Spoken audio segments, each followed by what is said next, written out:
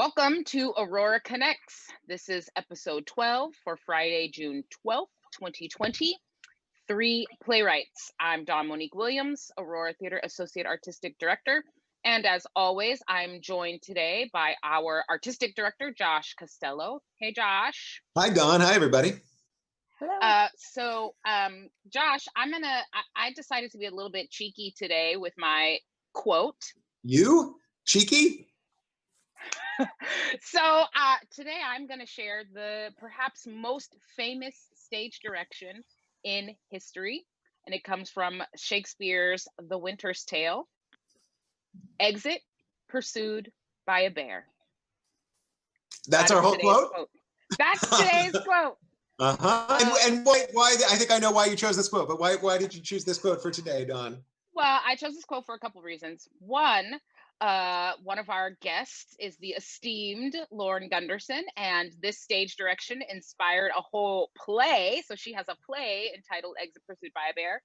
But also, when I am teaching directing, Lauren has this very infamous Twitter thread about stage directions and directors' responsibility to the stage directions.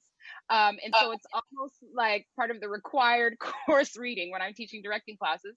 And with us working actually on an audio drama with these three playwrights, the role of stage directions is a whole new thing, right? Because the audience won't hear or see them, unlike an audio book that's a capture of a novel where you read everything that's on the page. Stage directions are not typically meant to be read.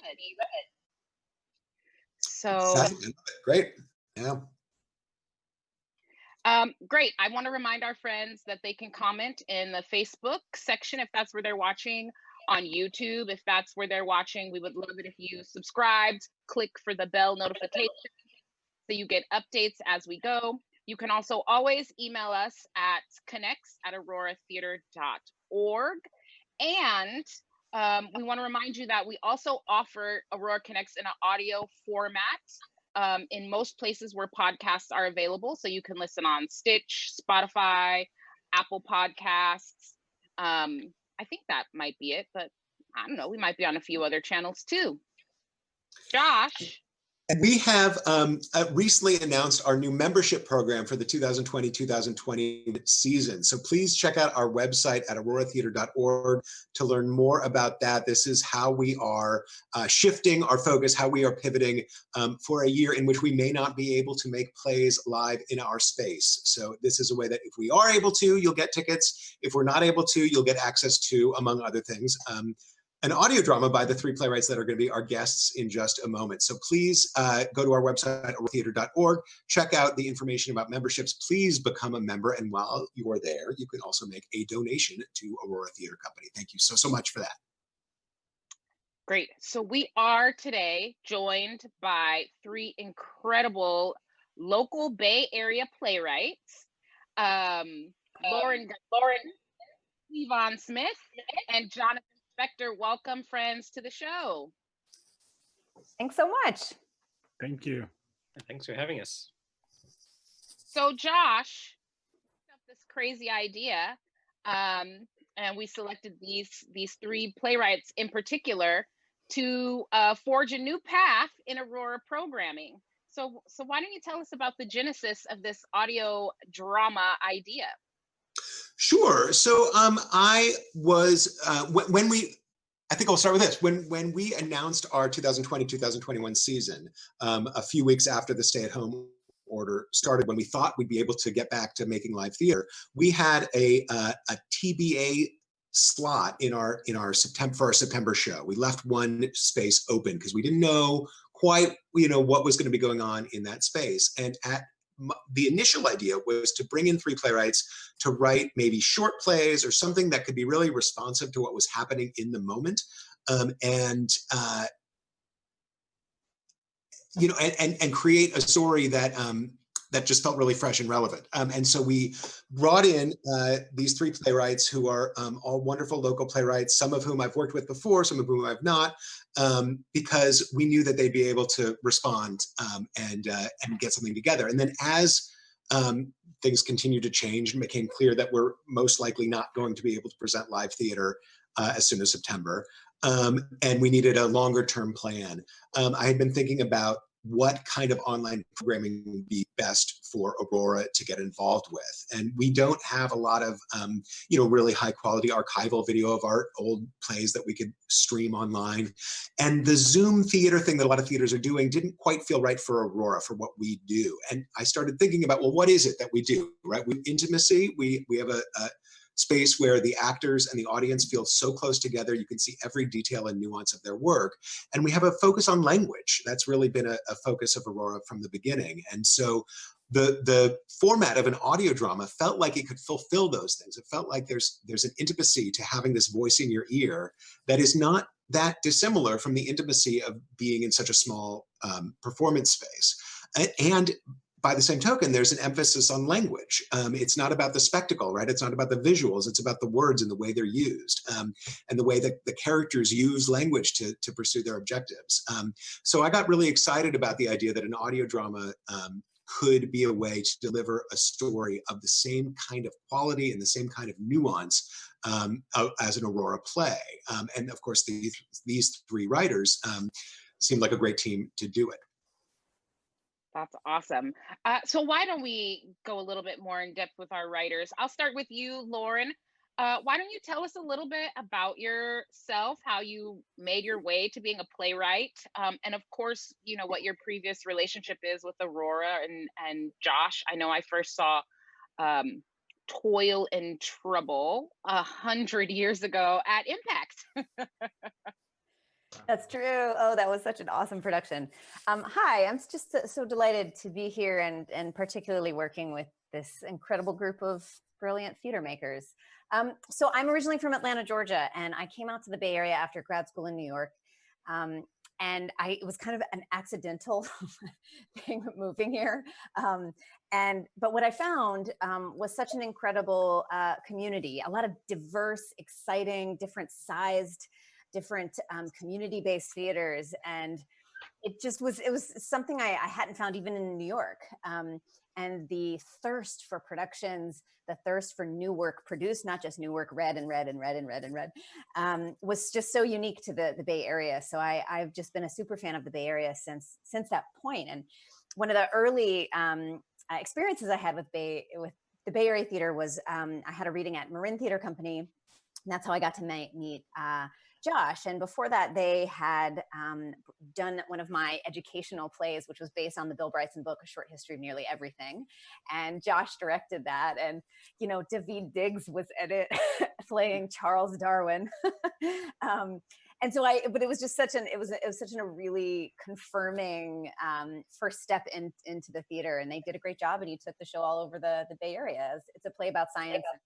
That's kind of my jam. So, but yeah. And so since I've moved here, Aurora's been one of the theaters I frequent, and I'm such a big fan of Cleavon and Jonathan as playwrights.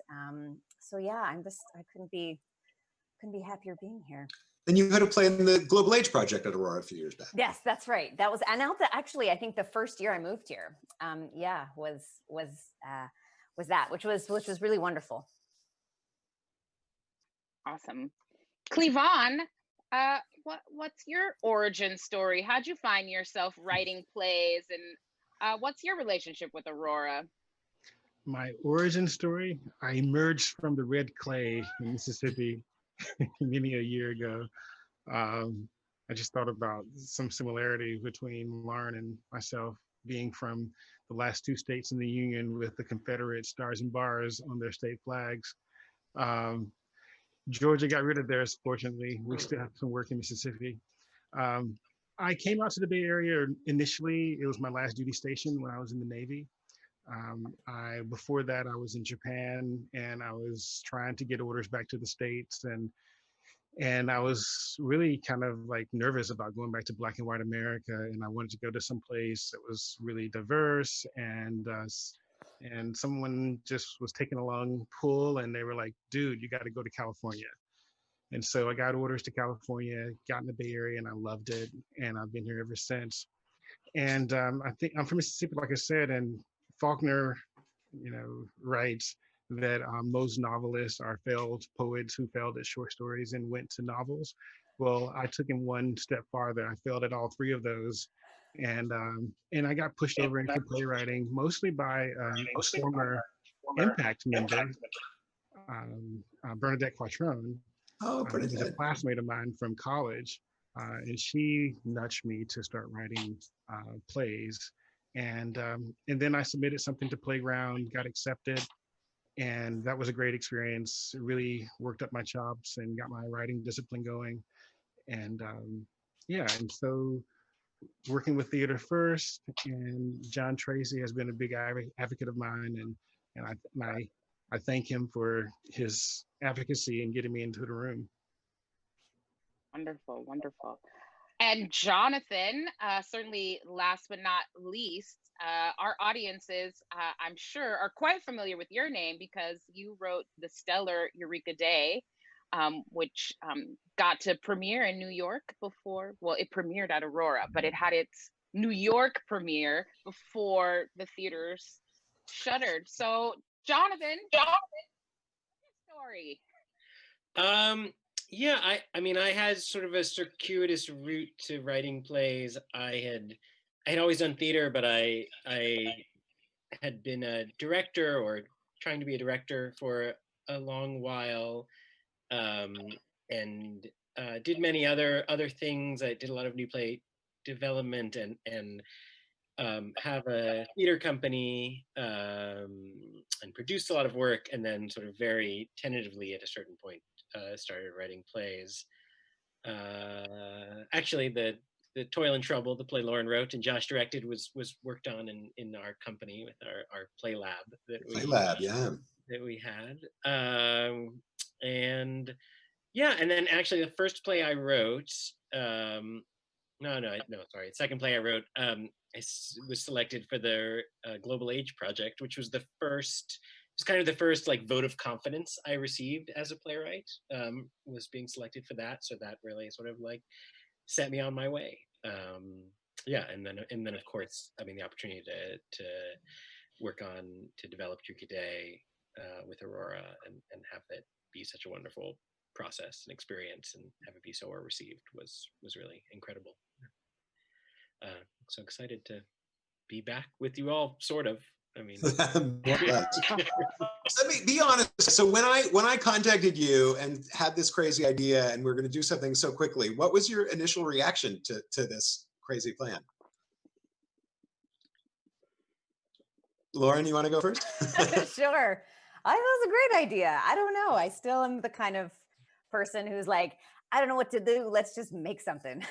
So the idea especially was exciting to me. I mean, I had no idea what it would be. I didn't know what we were actually talking about, when it would actually happen, if it would be on stage or audio or who knows. We still don't really. But the idea of doing it as a trio of writers felt really unique and cool. And then you started to mention the folks that you were gathering. All in. Anything with these two, I'm down. What about the rest of you? What was it like to get that call from Josh?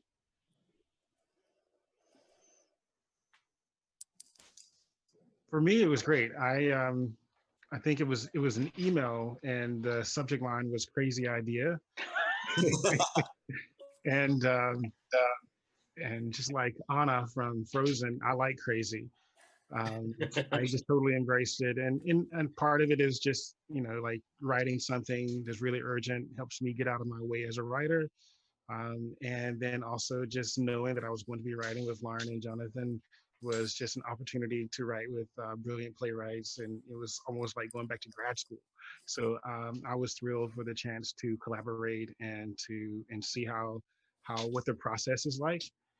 So it was a no-brainer for me to say yes to the request. Yeah, I think I got a text that said I have a crazy idea.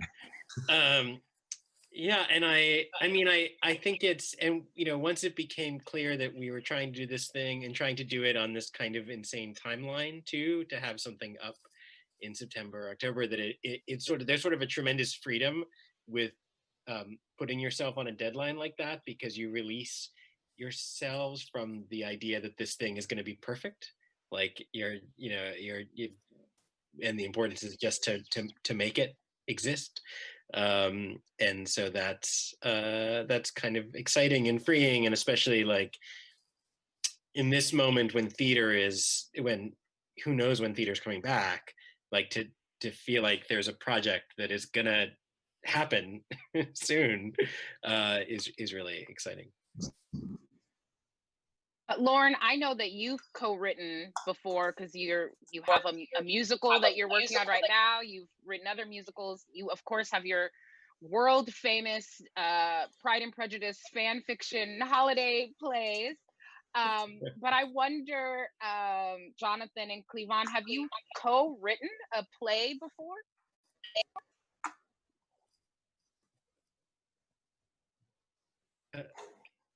I would say I've never co-written, but I have worked on some devised pieces where the sort of creative roles are pretty blurry. But I've never done a process like I think the one we're doing, although I think we're all still figuring out what that process is as we go. Yeah, neither have I. I have worked, I think, with Theater First a couple of years ago. We had a play, The Brief History of Next.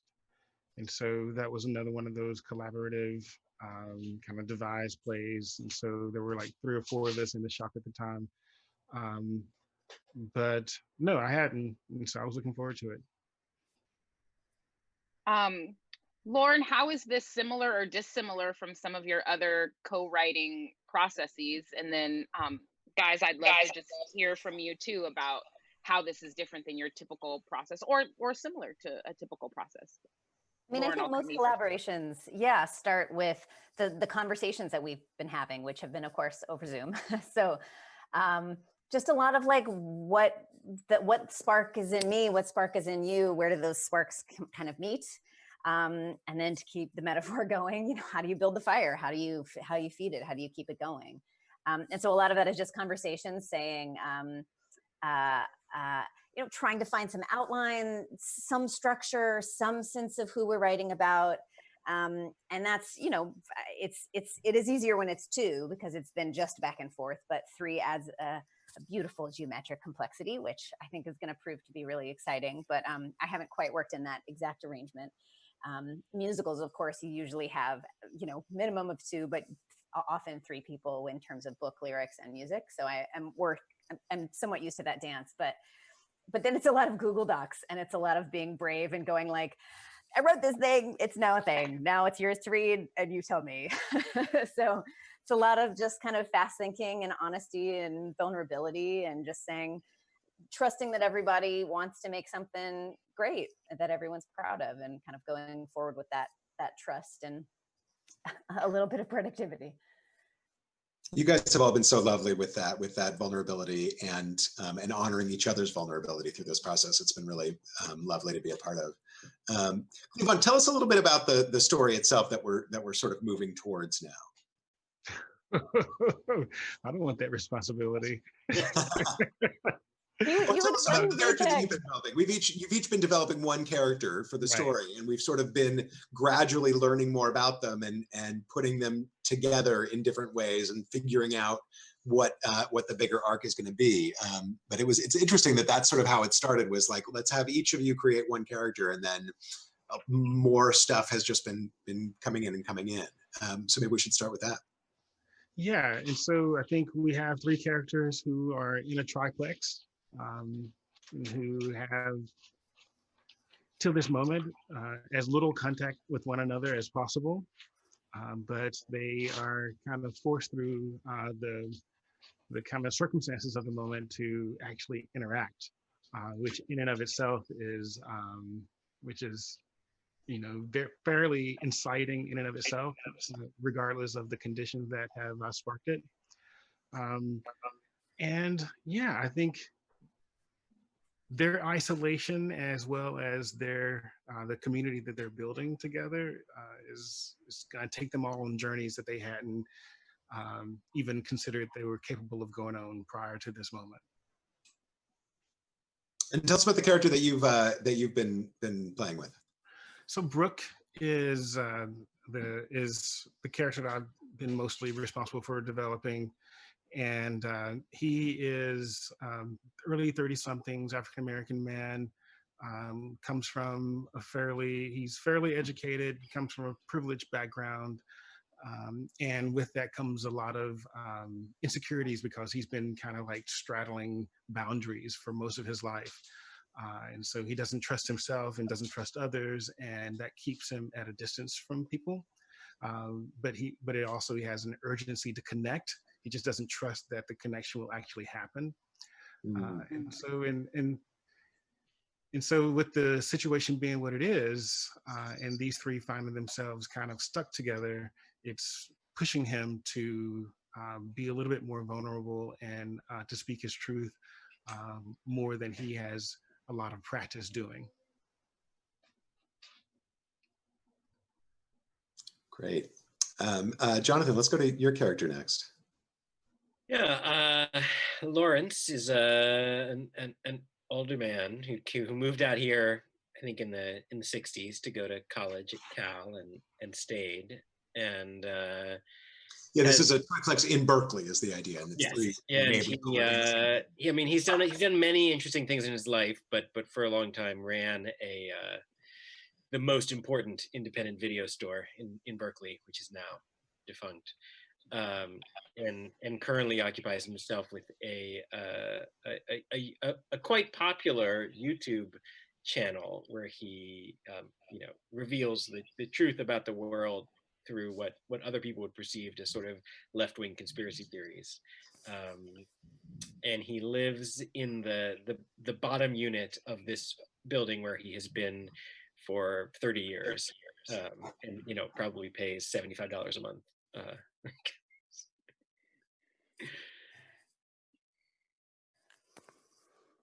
And Lauren, how about you? So my character's name is Harmony, and she is kind of revealing herself to me. At first, she was a bit of a clown character. She was a mother of three, probably 40, white, who is in the process of separating from her husband. They have gained a lot of wealth since they got married right after college at Berkeley, which is what brought her to town.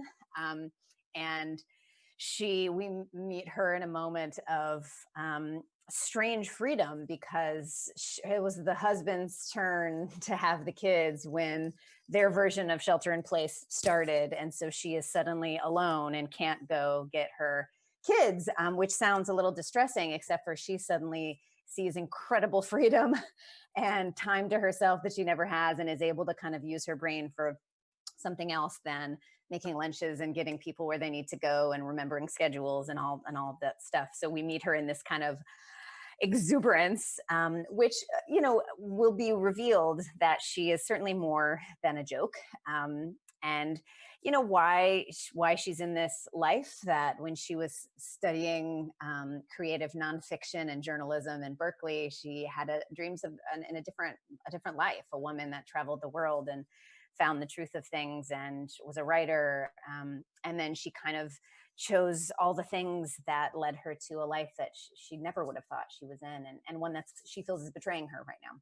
So she's on a passage to self-discovery. She is a woman returning to this place where this is where she and her soon-to-be ex-husband, this was their student apartment when they were in grad school together, when life was simpler and dreams were big and bright and clear. And yes, so this was, she's coming back, and she's known Lawrence for a long time. Lawrence has never liked her husband.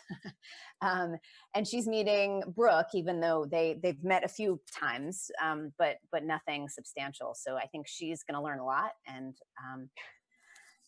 come to know herself and these two men pretty well. Please go ahead, Josh. No, you go. Oh, I was just going to say, this audio drama format is new for Aurora, and there are other theaters that have been at it a little bit longer. I just wanted to hear from you all, including you, Josh, as the director of this project. What are the challenges and opportunities of writing for this format? Well, I love audio dramas. I mean, I think when I was a little kid, I got the on cassette tapes the original Hitchhiker's Guide to the Galaxy audio drama from the BBC, and I listened to it over and over again, and it was very influential to me. And just the how crazy you can go with it is super fun. And you know, we've sort of hinted at this, but it does take place, at least at the beginning, during a stay-at-home order that is similar to the stay-at-home order that we're all dealing with right now, but it's not the COVID-19 stay-at-home order, it's something else. And what that is gradually revealed over the course of the story and becomes, you know, to some extent, a big part of the plot. But having that ability to, you know, go different places and use the soundscape to have different things happen than you can do in a regular play, I think is exciting. And being able to do that while still having the kind of like intense, detailed personal relationships that I'm so passionate about as a storyteller, but also be able to work in, you know, a little bit of whimsy and fancifulness, I think can be pretty fun. What about you guys? I learned a ton because last year I was a part of a play of mine called The Half-Life of Marie Curie. Was both a stage play and an audio drama that was produced and commissioned by Audible. And they've just started this really cool project about 4 or 5 years ago where they would commission writers to write plays specifically for the audio format, but also a third of them or so are produced on stage as well. So you can kind of have both experiences. And you know, that taught me a ton. Instantly, I realized how much I depend on emotional silence to tell me what the character wants but can't say, what they're hoping for and waiting to see what's going to happen. It's tension. And so that is a different experience in audio than it is on stage. And you know, the power of a hug or a kiss or holding a hand or a punch in the face. It's harder to accomplish what those things do so beautifully and simply and efficiently on stage in audio, but there are really amazing ways to do that. And you can absolutely have that tension held with just a little bit of soundscape in the background and the silence between two characters. Especially audio tends to have a lot of dialogue. So when that's gone, suddenly it is this like wind tunnel of emotional information. So stuff like that is really, really interesting. Of course, you want to find incredible sound designers, and we will, of course, do that. But it means, you know, it's world creating. Sound is all you have. And so that's been really great. And what else did I learn? I don't know. I learned to love it. And I learned how exciting and intimate it is. I think, Josh, you might have used that word, but you know, unlike a play, even if you have great close-up seats like Aurora does, you're still in an audio play. It's almost like you are, I mean, literally an inch away from this person thinking, feeling, you know, acting. And that's a really, really cool and unique experience that you certainly don't get in a live production, which is kind of a gift for the audio format.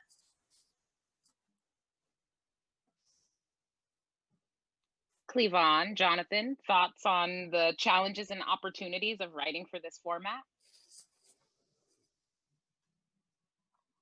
I would echo what Lauren has just said. And I think for me this past week, the soundscape just really started clicking. Just imagining, you know, and how to use the sound of a dryer, you know, drying, you know, tumbling clothes and birds, the wind. And so all of that has really kind of opened itself up to me, which is, I don't think it would have come as naturally or as quickly or as urgently as this format demands. And then I think one of the things that Josh introduced at the very beginning, you know, what he said earlier on the show about language, and it just really kind of like helped me hone in on the language of the characters and listening to the language of the characters. And obviously because it's a collaboration and each of us has a, you know, primary character that we were developing initially, just listening to Jonathan and Lauren's, you know, and their cadence and how they're writing their characters has been, you know, a tremendous kind of learning experience as well. Yeah, just echoing all of that. Like I haven't listened to much audio drama, but I'm a big podcast person, and I mean, I feel like particularly the podcasts I've been listening to for many years, it's like I feel such tremendous intimacy. I realize they don't feel that about me, but I feel like they are my friends, you know, because I've been listening to them for years in my ear, and just yeah, the ability to have that kind of intimacy, and the ability that like you know, if you're writing a play, you got to think about like the set and like how many locations is it going to be, and in an audio drama you can just go anywhere. So that's exciting. Although it was interesting, I was just working on you know, we had started writing monologues, and then we started to sort of dip our toes into scenes, and I was just earlier today working on a scene involving my character and Lauren's character, and it's very uncomfortable, like writing somebody else's character, because you're like, is this okay that I'm doing this? So that's, I mean, that's going to be really interesting territory to sort of to explore. That is so true. I've had the exact same experience. Feeling like it is such like a delicate honor to like write words for your characters. And so yeah, it was a little startling at first to go, okay, can't wait to write oh no, how do I'll just write a monologue. I'll write a monologue for me again. but yeah, that's part of the kind of cool experiment of it. Yeah. Yeah, I'll just share for our viewers and listeners the context. So as they stated, they each created their own character, but now it's like nobody owns the specific character. So each writer is free to kind of write in all the characters' voices. And each week we meet as a team, the five of us, and we read the new pages aloud to one another. So each of us, Josh and myself included, and the playwrights all included, have taken turns embodying these different characters. And that part of the process has been really delightful.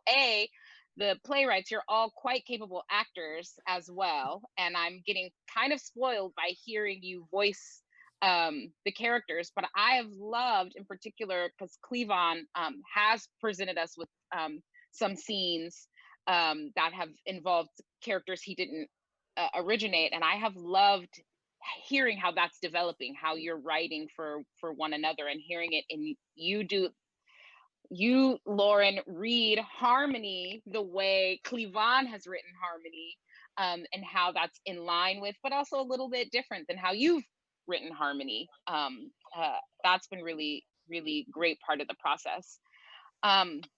Josh, I know you have a history of new play development, but this must be even beyond that, because there was nothing on the page, nothing existed. There was like a infinite Google space, and now we have characters and backstories and location. So how has this been for you as a director, Josh, working on a new play? Well, it's super fun. It's very different. Yeah, usually with Eureka Day, you know, Jonathan told us an idea, you know, some ideas that he had at first, but then he would go off and write like a draft, and then we would talk about the draft and have notes. And with Lauren and Toil and Trouble in the new play lab, it was, you know, she would come in with pages, and we'd talk about the pages, and then she'd go off and write. And this has been much more collaborative from the beginning. Just and for me to be able to say, you know, let's do a story that, and like sort of set the tone. I got to say, you know, I want to do something that somehow addresses the world that we're building moving forward, and somehow addresses where we're going to be on the other side of this stay-at-home order, and how this is how this is going to change society going forward. And there's a lot of big ideas there, and how that actually gets answered, you know, could be literal, could be metaphorical, I don't know. And then it's, you know, the process itself has revealed itself as we've gone. You know, I didn't go in saying, okay, you write a monologue, you know, we're going to do this in this order, here's the calendar. It was, how can we, what can we do with this opportunity that we have, this moment that we have, and how can we best do it? And we sort of muddled our way through and figured it out together. And it's been quite rewarding to you know, get to be that close to these brilliant writers' creative process. It's super fun. And shout out to Cleavon, who really took the first big step of kind of drafting this first world building thing where we turned around the next day and you had created this whole amazing thing. And it just felt really good to yes and that. It felt like the process started when you wrote that. So that's huge. I thank you for it.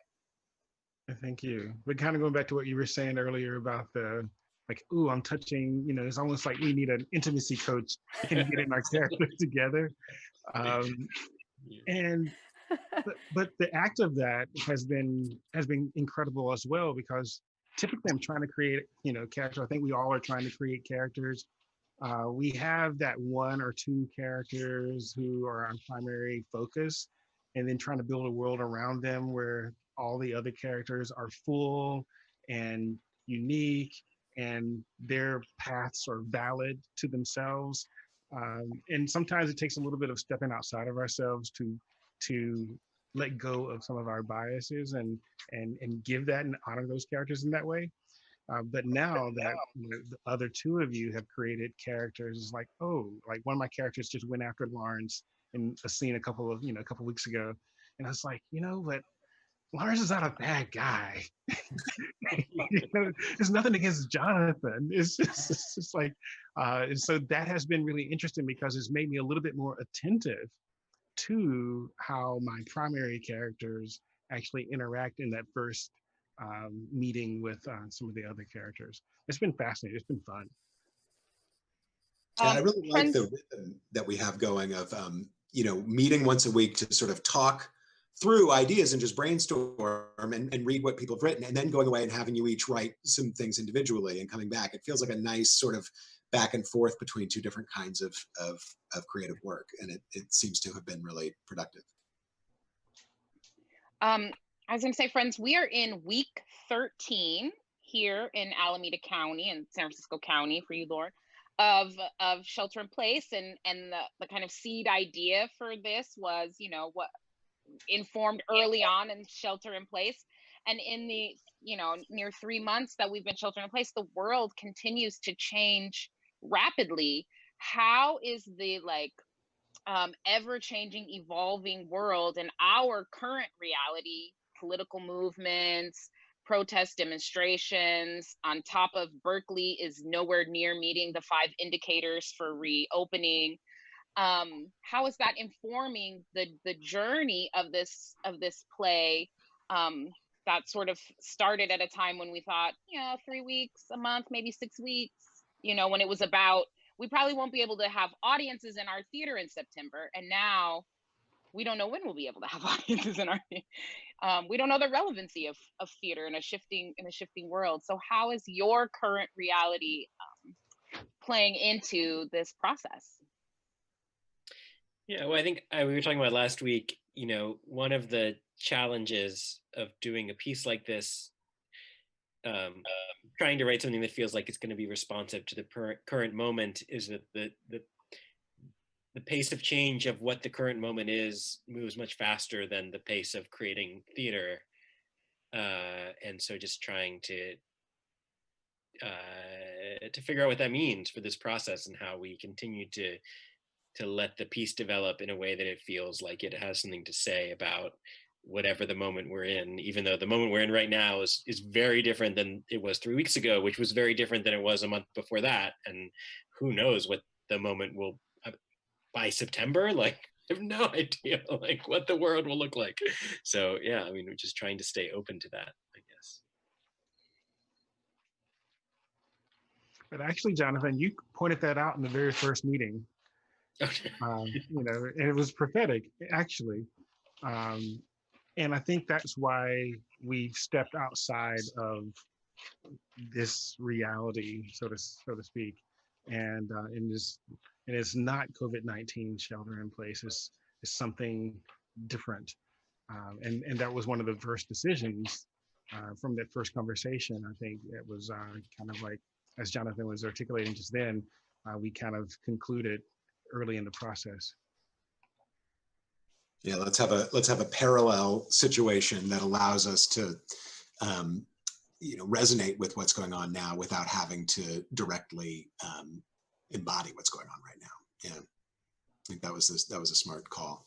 And the project has swiftly revealed that what we all to be know about theater, which is it's all about great, authentic, human, close character. It's less about plot. It's less about, crazy stuff in the world. And it's about people being pushed to a limit and revealing who they are and connecting with one another. And it's that heart and soul stuff, which kind of whatever crisis or reckoning we are in, that's what it comes down to. So in some ways it's felt very steadying to work on a project like this that is not just about doing that work as I would if I were just writing a solo piece, but because we're doing it together, it feels it's really special. It's really meaningful. Well, that and is if I may add though, like each week, each day is informing the writing nonetheless. And so so our world may not necessarily be a representation of the present day. It is impossible for our reality to not inform the writing. And so a lot of the urgencies for my character, they are consistent with where I was 13 weeks ago with it, or I guess 6 weeks ago with it. And I also feel myself articulating some of those urgencies, a little bit differently based on what I'm experiencing every day.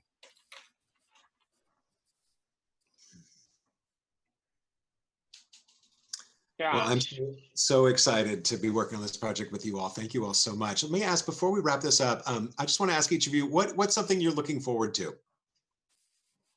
Not necessarily about this project, just in the something you're looking forward to. Jonathan, what do you got? Oh man, I'm looking forward to the day when schools can open again. I hear that. Whenever that will be, yeah. Cleavon, what about you? I am looking forward to going back to Mississippi in the summer and witnessing the fireflies with my daughter. Yeah. Oof, we are from the South. I love a firefly. Nothing like a firefly evening in the summer. Right. Lightning bugs. Lightning bugs. That's what I call them. Yes. Every day I'm excited about my Manhattan at 5 o'clock. Orange twist. But I don't know. I look forward to theater, to being in that place when the lights go down and you just get to think, oh, maybe this is going to be the best play I've ever seen. And so I love that. I miss that. My mom's wedding had to be postponed. So I'm looking forward to the world getting just enough back together where we can celebrate that with her. Bring our whole family there. And I'm looking to opening night, whatever that is, of this. Yeah. Opening download? I don't know. All right. Well, I think that's our episode. Thank you so much, you guys. Dawn, we have a couple of things to wrap up with. We have our good friend, Katie Rubin, who has performed in, let's see, she was in a Lauren Gunderson play a while back. Was she in a Jonathan Spector play? I don't know. But Katie Rubin is an actor who's been with Aurora. She's also a stand-up comic, and she is doing a show that is benefiting Aurora and the Bay Area Performing Arts Workers Relief Fund that Theater Bay Area has going. And that is tomorrow night at 7 p.m. You can go to rushtix.com and look for what the hell is happening. Amanda, I believe we have a video clip from Katie. Can we play that, or is that not ready to go? Hello, Aurora subscriber, you lovely, Maybe not. gorgeous Right. fox, you. But please. My name is Katie Rubin. Oh. I am a spiritual teacher, energy healer, and stand-up comedian. Yes, all of those things exist in this one lady.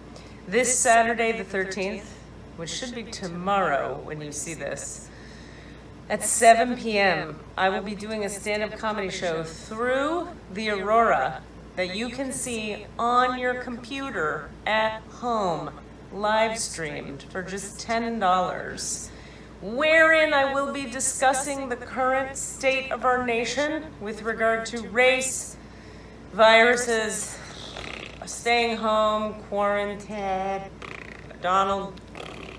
I'm gonna make it funny, and it's gonna be intense and very irreverent. But most importantly, the proceeds raised go to the Artist Relief Fund and to support the Aurora itself. So let's keep the arts alive to the best of our ability while all of this insanity and transformation and healing and upliftment of our consciousness is occurring. I hope I'll see you Saturday night, 7 p.m., live streamed at the link attached with this video. Take care.